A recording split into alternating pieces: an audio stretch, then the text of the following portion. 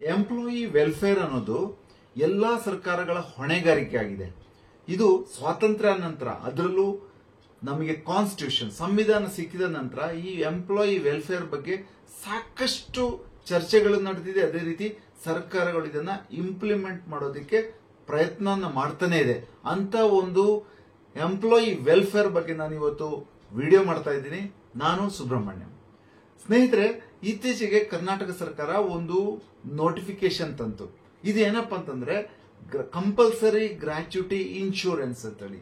Gratuity act 1972 ಈಗಾಗಲೇ ಚಾಲ್ತಿಯಲ್ಲಿ ಇದ್ರೂ ಸಹ ಕಂಪಲ್ಸರಿ ಗ್ರಾಚ್ಯುಟಿ ಇನ್ಶೂರೆನ್ಸ್ ಏನಿದೆ section 4A of the payment of gratuity act ಅಲ್ಲಿ ಕಂಪಲ್ಸರಿ ಇದ್ರೂ ಸಹ ಅದು ಸ್ಟೇಟ್ಸ್ಗೆ ಅವರ ಓನ್ ಡಿಸಿಷನ್ಗೆ ಬಿಟ್ಟಿತ್ತು, ಯಾವ ನೋಟಿಫೈ ಮಾಡಿ ನೀವು ಕವರ್ ಮಾಡ್ಕೋಬಹುದು ಅಂತೇಳಿ. ಸೊ ಈಗ 10th ಜನವರಿ 2024 ಅಂದ್ರೆ 10ನೇ ಜನವರಿ 2024ಕ್ಕೆ ನಾನು ಇವತ್ತು ವಿಡಿಯೋ ಮಾಡ್ತಾ ಇರೋ ದಿವಸಕ್ಕೆ 60 ದಿವಸ ಆಗ್ತಿದೆ. ನೋಟಿಫೈ ಮಾಡಿ ಈಗಾಗಲೇ ಇರುವಂತ ಎಸ್ಟಾಬ್ಲಿಷ್ಮೆಂಟ್ಸ್ಗೆ 60 ದಿನದೊಳಗೆ ಕವರೇಜ್ ಕೊಡಬೇಕು ಅಂತನೂ, ಅದೇ ರೀತಿ ಹೊಸ ಎಸ್ಟಾಬ್ಲಿಷ್ಮೆಂಟ್ಗೆ 30 ದಿನಗಳೊಳಗಡೆ employee gratuity compulsory gratuity insurance ಅನ್ನ ತಗೊಳ್ಬೇಕು ಅಂತೇಳಿ ಸರ್ಕಾರ ನೋಟಿಫೈ ಮಾಡಿದೆ. ಇಲ್ಲಿ compulsory gratuity insurance rules were recently notified. That is one thing.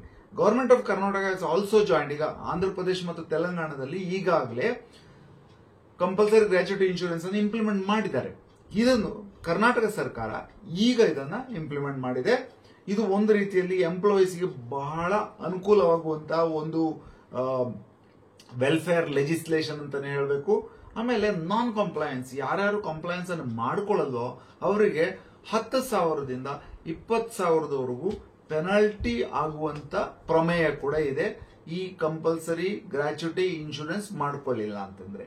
ಈಗ ಟೈಮ್ ಲಿಮಿಟ್ ಏನಪ್ಪಾ ಅಂತಂದ್ರೆ, ನಾನು ಈಗಾಗಲೇ ಹೇಳಿರೋ ತರ ಎಕ್ಸಿಸ್ಟಿಂಗ್ ಎಂಪ್ಲಾಯರ್ಸ್ಗೆ 60 ದಿನದೊಳಗಡೆ ನೀವು ಇದನ್ನ ಕಮೆನ್ಸ್ಮೆಂಟ್ ಮಾಡಬೇಕು. ಅದೇ ರೀತಿ ಹೊಸ ಎಂಪ್ಲಾಯ್ಮೆಂಟ್ ಹೊಸ ಎಂಪ್ಲಾಯರ್ಸ್ಗೆ 30 ಡೇಸ್ ಒಳಗಡೆ ನೀವು ಗ್ರಾಚ್ಯುಟಿ ಇನ್ಶೂರೆನ್ಸ್ ಪಾಲಿಸೀಸ್ ಅನ್ನ ಇಂಪ್ಲಿಮೆಂಟ್ ಮಾಡಬೇಕು ಅಂತ ಹೇಳಿದೆ.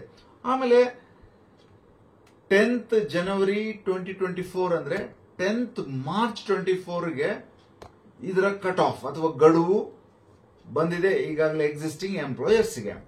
ಸೊ ಗ್ರಾಚ್ಯುಟಿ ಅನ್ನೋ ಒಂದು ಓವರ್ ವ್ಯೂ ನೋಡ್ಲಿಕ್ಕೆ ಹೋದ್ರೆ, gratuity is statutory lump sum benefit paid.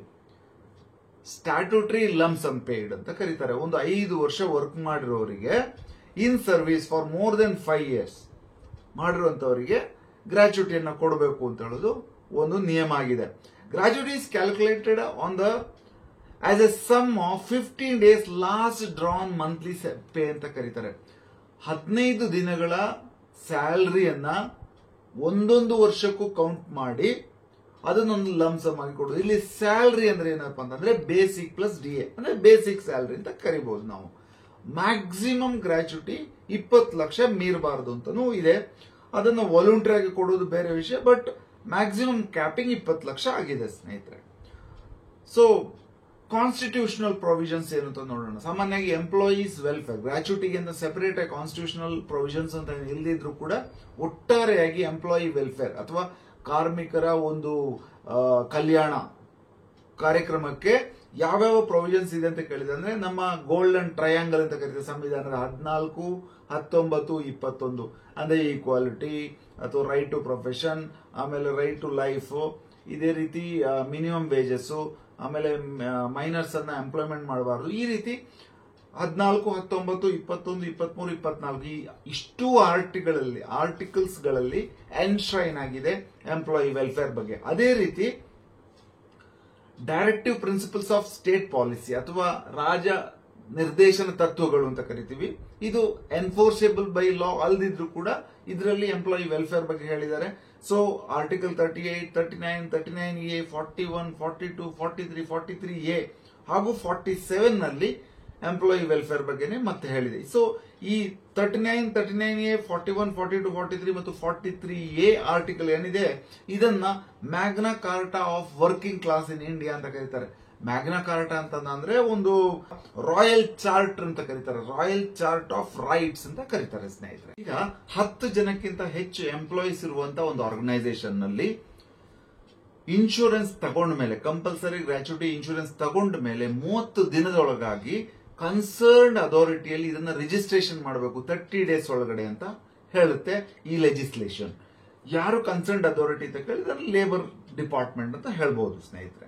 So ಇಲ್ಲಿ ರಿಕವರಿ ಆಫ್ ದ ಅಮೌಂಟ್ ಅಂತ ಹೇಳಿದ್ರೆ ಆ ಕನ್ಸರ್ನ್ಡ್ ಅಥಾರಿಟಿ ಏನಿದೆ ಅವರು ಕನ್ಸರ್ನ್ಡ್ ಇನ್ಶೂರೆನ್ಸ್ ಕಂಪನಿಯಿಂದ ಇದನ್ನ ರಿಕವರಿ ಮಾಡುವಂತ ಒಂದು ಪ್ರೊಸೀಜರ್ ಇದೆ.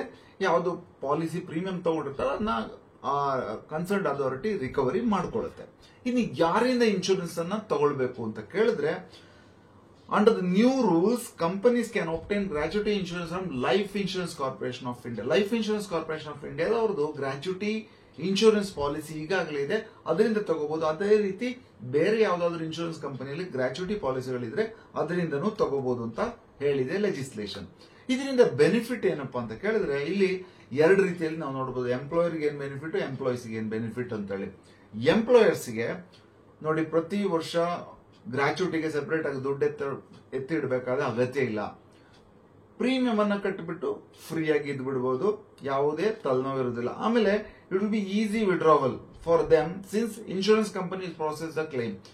ಎಂಪ್ಲಾಯೀಸ್ ಏನಿದೆ ಅವರಿಗೆ ಈಸಿ ವಿಡ್ರಾವಲ್ ಸಹ ಆಗುತ್ತೆ. ಆಮೇಲೆ ಎಂಪ್ಲಾಯೀಸ್ ಅಶ್ಯೂರ್ಡ್ ಗ್ರಾಚ್ಯುಟಿ ಇರುತ್ತೆ. ಅಲ್ಲಿ ಎಂಪ್ಲಾಯರ್ ನಾಳೆ ಇರ್ತಾರೋ ಇಲ್ವೋ ಈ ತರ ಇರೋದಿಲ್ಲ. ಇನ್ಶೂರೆನ್ಸ್ ಇರೋದ್ರಿಂದ ಅವ್ರಿಗೆ ಪ್ರಾಫಿಟ್ ಆಗ್ಲಿ ಆಗದೆ ಇರಲಿ ಆ ಪ್ರೀಮಿಯಂ ಕಟ್ತಾ ಇದ್ದಾರೆ ಅಂತಂದ್ರೆ ನಮಗೆ ಗ್ರಾಚ್ಯುಟಿ ಖಂಡಿತವಾಗೂ ಸಿಗುತ್ತೆ. ಆಮೇಲೆ ಎಂಪ್ಲಾಯರ್ಸ್ ಇನ್ನೊಬ್ಬ ಏನಪ್ಪಾ ಅಂತಂದ್ರೆ ಈ ಲಾಯಲ್ಟಿ ಇರುತ್ತೆ. ಎಂಪ್ಲಾಯೀಸ್ ಲಾಯಲ್ಟಿ 5 ವರ್ಷಕ್ಕಿಂತ ಜಾಸ್ತಿ ವರ್ಕ್ ಮಾಡಿರೋರಿಗೆ ಗ್ರಾಚ್ಯುಟಿ ಇರೋದ್ರಿಂದ ಲಾಯಲ್ಟಿ ಇರುತ್ತೆ. 5 ವರ್ಷಕ್ಕಿಂತ ಜಾಸ್ತಿ ಎಂಪ್ಲಾಯೀಸ್ ವರ್ಕ್ ಮಾಡುವ ಸಾಧ್ಯತೆಗಳು ಜಾಸ್ತಿ ಇದೆ ಸ್ನೇಹಿತರೆ. ಇನ್ನು ಚಾಲೆಂಜಸ್ ಏನಪ್ಪಾ ಅಂತ ಕೇಳಿದ್ರೆ ಸ್ವಲ್ಪ ಕಂಪ್ಲೈನ್ಸಸ್ ಜಾಸ್ತಿ ಆಗುತ್ತೆ, ಇನ್ಕ್ರೀಸ್ ಇನ್ ಕಂಪ್ಲೈನ್ಸ್ ಇರುತ್ತೆ. ಆಮೇಲೆ ಸಬ್ಮಿಷನ್ ಎಂಪ್ಲಾಯೀಸ್ ಡೀಟೇಲ್ಸ್ ಎಲ್ಲ ಕೊಡುವಂತ ಒಂದು ಪ್ರಮೇಯ ಇರುತ್ತೆ. ಆಮೇಲೆ rules are silent about the periodicity of sharing update. ಯಾವಾಗ ಅಪ್ಡೇಷನ್ ಕೊಡಬೇಕು ಅಂತ ಹೇಳೋದ್ರ ಬಗ್ಗೆ ಇನ್ನು ಏನು ಹೇಳ್ತಾ ಇಲ್ಲ ರೂಲ್ಸ್. ಆಮೇಲೆ new gratuity funds will be exempted from the provisions of 500ಕ್ಕಿಂತ ಜಾಸ್ತಿ ಎಂಪ್ಲಾಯೀಸ್ ಇರುವಂತಹ ಆರ್ಗನೈಸೇಷನ್ ಇದೆ ಅವರಿಗೆ ಸೆಪರೇಟ್ ಗ್ರಾಚ್ಯುಟಿ ಫಂಡ್ ಅನ್ನ ನಡೆಸುವಂತ ಅವಕಾಶ ಇರೋದ್ರಿಂದ ಅಲ್ಲಿ ಅವ್ರಿಗೆ ಬೇಕಾಗಿ ಬರೋದಿಲ್ಲ ಅಂತ ಇದೆ. New gratuity funds will be exempted. ಆಮೇಲೆ ಎಸ್ಟಾಬ್ಲಿಷ್ಮೆಂಟ್ ಇರಿವೋಕೇಬಲ್ ಟ್ರಸ್ಟ್ ಫಾರ್ಮ್ ಮಾಡ್ಕೊಳ್ಬಹುದು 500ಕ್ಕಿಂತ ಜಾಸ್ತಿ ಎಂಪ್ಲಾಯೀಸ್ ಇರುವಂತವ್ರು. ಆಮೇಲೆ ಮೇಜರ್ ಚಾಲೆಂಜಸ್ ಏನಪ್ಪಾ ಅಂತಂದ್ರೆ ಇದನ್ನ ಸ್ವಲ್ಪ ನಾವು ಇವತ್ತು ಸಾಕಷ್ಟು ಎಸ್ಟಾಬ್ಲಿಷ್ಮೆಂಟ್ಸ್, ನಾನು ಒಂದ್ 2-3 ಎಸ್ಟಾಬ್ಲಿಷ್ಮೆಂಟ್ಸ್ ಅಂತ ಮಾತಾಡಿದಾಗ ಕೆಲವು ಎಸ್ಟಾಬ್ಲಿಷ್ಮೆಂಟ್ ನಮ್ಮ ಸ್ನೇಹಿತರೊಬ್ರು ಹೇಳ್ತಾ ಇದ್ರು ವರ್ಕಿಂಗ್ ಕ್ಯಾಪಿಟಲ್ಗೆ ತುಂಬಾ ಹೊರೆ ಆಗುತ್ತೆ, ಹೊಡೆತ ಬೀಳುತ್ತೆ. ಹೇಗೆ ವರ್ಕಿಂಗ್ ಕ್ಯಾಪಿಟಲ್ಗೆ ಹೊಡೆತ ಬೀಳುತ್ತೆ ಅಂತ ಕೇಳಿದ್ರೆ, ಈಗಾಗಲೇ 5-6 ವರ್ಷ ವರ್ಕ್ ಮಾಡುವಂತ ಎಂಪ್ಲಾಯೀಸ್ ಇದ್ದಾರೆ ಅಂತ ಅನ್ಕೊಳ್ಳೋಣ. ಆಮೇಲೆ ಹೊಸ ಎಂಪ್ಲಾಯೀಸ್ ಇದ್ದಾರೆ ಅಂತ ಅನ್ಕೊಳ್ಳೋಣ. ಈ 5-6 ವರ್ಷ ಎಂಪ್ಲಾಯೀಸ್ ಇರುವಂತವರಿಗೆ, 5-6 ವರ್ಷದಿಂದ ಎಂಪ್ಲಾಯೀಸ್ ಆಗಿರುವಂತವರಿಗೆ ಫುಲ್ ಕವರೇಜ್ ಬೇಕು ಅಂತಿದ್ರೆ, ಅವರ ಇನ್ಶೂರೆನ್ಸ್ ಮಾಡಬೇಕು ಅಂತಿದ್ರೆ ಪ್ರೀಮಿಯಂ ಅನ್ನು ಜಾಸ್ತಿ ಕಟ್ಟಬೇಕಾಗತ್ತೆ.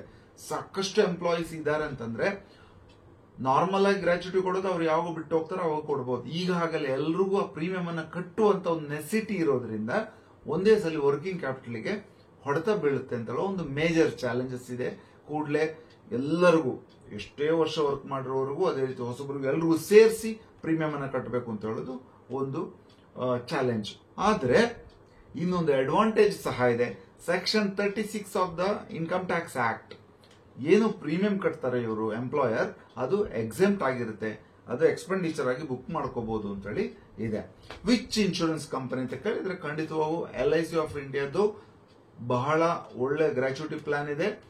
ಯಾವಾಗ್ಲೂ ಒಂದು ಮಾತಿದೆ, ಭದ್ರತೆ, ನಮ್ಗೆ ದುಡ್ಡು ಬರುವಂತ ಏನಾದ್ರೂ ಸೇಫ್ಟಿ ಸೆಕ್ಯೂರಿಟಿ ವಿಷಯ ಬಂದಾಗ ಸರ್ಕಾರಿ ಸಾಮ್ಯದ ಕಂಪನಿಗಳನ್ನ ಹುಡುಕ್ತಿವಿ, ಒಳ್ಳೆ ಸರ್ವಿಸ್ ವಿಷಯ ಬಂದಾಗ ಪ್ರೈವೇಟ್ ಇನ್ಶೂರೆನ್ಸ್ ಅನ್ನ ಅಥವಾ ಪ್ರೈವೇಟ್ ಕಂಪನಿಗಳನ್ನ ಹುಡುಕ್ತಿವಿ ಅಂತ. So LIC gratuity policy is really good ಅಂತ ಹೇಳ್ಬಹುದು. ಸಮ್ಮರಿ ಮಾಡ್ಲಿಕ್ಕೆ ಹೋದಂದ್ರೆ valid insurance policy before 10th March, ಇವತ್ತು ನಾನು ವಿಡಿಯೋ ಮಾಡ್ತಾ ಇರೋ ದಿವಸ ಇವತ್ತು ವ್ಯಾಲಿಡಿಟಿ ಆಗ್ತಾ ಇದೆ. ಆದ್ರೆ ಸಾಕಷ್ಟು ಇದ್ರ ಬಗ್ಗೆ ಅವೇರ್ನೆಸ್ ಇಲ್ಲದೆ, ಆ ಒಂದು ಅರ್ಜೆನ್ಸಿ ಸಹ ಎಂಪ್ಲಾಯರ್ಸ್ ಗಳಿಗೆ ಅಥವಾ ಕಂಪನಿಗಳಿಗೆ ಇಲ್ಲದೆ ಇರೋದ್ರಿಂದ ಹೆಚ್ಚಿನ ಅಷ್ಟೊಂದು ಇನ್ಕ್ಲಿನೇಷನ್ ತೋರಿಸ್ತಾ ಇಲ್ಲ, ಇಂಟ್ರೆಸ್ಟ್ ತೋರಿಸ್ತಾ ಇಲ್ಲ. Apply for registration controlling authority ಕೂಡ ಇದೆ ಪಾಲಿಸಿ ತಗೊಂಡ ಮೇಲೆ. ಆಮೇಲೆ 500ಗಿಂತ ಜಾಸ್ತಿ ಎಂಪ್ಲಾಯೀಸ್ ಇರುವಂತವರಿಗೆ ಅಪ್ರೂವ್ಡ್ ಗ್ರಾಚ್ಯುಟಿ ಟ್ರಸ್ಟ್ ಅನ್ನ ಮಾಡ್ಕೊಳ್ಳುವಂತ ಒಂದು ಅವಕಾಶ ಇದೆ. ಆಮೇಲೆ already operating in the approved gratuity trust ಇರುವಂತವರು ಒಂದು ಅಪ್ಲಿಕೇಶನ್ ಸಬ್ಮಿಟ್ ಮಾಡಬೇಕಾಗುತ್ತೆ. ಆಮೇಲೆ gratuity trust should ensure adherence to the conditions prescribed in Rule 7 of the Incorporation of Gratuity Act ಅಂತ ಹೇಳ್ತಾರೆ. ಒಟ್ಟಾರೆಯಾಗಿ ಸ್ನೇಹಿತರೆ, ಇದು ಖಂಡಿತವಾಗೂ ಒಂದು ವರದಾನವಾಗಿ ಎಂಪ್ಲಾಯೀಸ್ಗೆ ಬರ್ತಾ ಇದೆ. ಕೊರೋನಾ ನಂತರದ ದಿವಸಗಳಲ್ಲಿ ಒಂದು ಮಾತು ನಡೀತಾ ಇತ್ತು, ಒಂದು ನಮಗೆ ನ್ಯೂಸ್ ಕೂಡ ಸಿಗ್ತಾ ಇತ್ತು. ಏನಪ್ಪಾ ಅಂತಂದ್ರೆ ಎಂಪ್ಲಾಯರ್ಸ್ ಅನ್ನ ಈ ಅವರ ಒಂದು ಕಾನೂನಿನ ಚೌಕಟ್ಟಿನ ಸ್ವಲ್ಪ ಸಡಿಲ ಮಾಡುವಂತ ಒಂದು ಆಲೋಚನೆ ಕೂಡ ಸರ್ಕಾರಗಳದ್ದಿತ್ತು. ಯಾಕೆಂತಂದ್ರೆ ಕಂಪನಿಗಳು ಉದ್ಧಾರ ಆಗೋದೇ ಬಹಳ ಚಾಲೆಂಜಸ್ ಇತ್ತು ಅವಾಗ ಕೊರೋನಾ ನಂತರ. ಹೋಗ್ತಾ ಇದ್ದಂಗೆ ಅದೇನು ಆತರ ಅಷ್ಟೊಂದು ಎಂಪ್ಲಾಯೀಸ್ ಬೆನಿಫಿಟ್ ಅಲ್ಲಿ ಏನು ತೊಂದರೆ ಆಗಿಲ್ಲ, ಎಂಪ್ಲಾಯೀಸ್ ಬೆನಿಫಿಟ್ ಇದ್ದೇ ಇದೆ. ಆಮೇಲೆ ಎಂಪ್ಲಾಯರ್ಸ್ಗೆ ಅವ್ರದಾದ ಒಂದು ನಿಬಂಧನೆಗಳು, ಅವ್ರದಾದ ಒಂದು ಕಂಡೀಷನ್ಸ್ ಅದು ಹಾಗೆ ಕಂಟಿನ್ಯೂ ಆಗಿದೆ. ಎಲ್ಲೂ ದೊಡ್ಡ ಬದಲಾವಣೆ ಏನು ಕಾಣಿಸ್ತಾ ಇಲ್ಲ ನಮಗೆ. ಆಮೇಲೆ 4 ಲೇಬರ್ ಕೋಡ್ಸ್ ಕೂಡ ಇನ್ನು ಇಫೆಕ್ಟಿವ್ ಆಗಿ ಬಾರದೇ ಇದ್ರು ಕೂಡ, ಅದು ಇನ್ನು ಇಂಪ್ಲಿಮೆಂಟ್ ಫುಲ್ ಫ್ಲೆಜ್ಡ್ ಆಗಿ ಆಗದೇ ಇದ್ರು ಕೂಡ, ಇದು ಒಂದು ಲೆಜಿಸ್ಲೇಷನ್ ಏನಿದೆ ಇದು ಖಂಡಿತವಾಗೂ ಒಂದು ವೆಲ್ಫೇರ್ ಲೆಜಿಸ್ಲೇಷನ್ ಆಗಿದೆ. ಆಮೇಲೆ ಎಂಪ್ಲಾಯೀಸ್ಗೆ ಬಹಳ ಹೆಲ್ಪ್ ಸಹ ಆಗುತ್ತೆ. ಸ್ನೇಹಿತರೆ, ಈ ರೀತಿಯ ಒಳ್ಳೊಳ್ಳೆ ವಿಚಾರದ ಬಗ್ಗೆ ವಿಡಿಯೋನ ಮತ್ತೆ ಮಾಡ್ತಾ ಇರ್ತೀನಿ. ವಿಡಿಯೋ ಚೆನ್ನಾಗಿದೆ ಅಂದ್ರೆ ಲೈಕ್ ಮಾಡಿ, ಕಮೆಂಟ್ ಮಾಡಿ, ನಿಮ್ಮ ಸ್ನೇಹಿತರ ಜೊತೆ ಶೇರ್ ಮಾಡಿ. ಅದೇ ರೀತಿ ನನ್ನ ಚಾನೆಲ್ ಸಬ್ಸ್ಕ್ರೈಬ್ ಮಾಡಿ ಅಂತ ಹೇಳ್ತಾ ಈ ವಿಡಿಯೋನ ಮುಗಿಸ್ತೀನಿ. ಧನ್ಯವಾದ.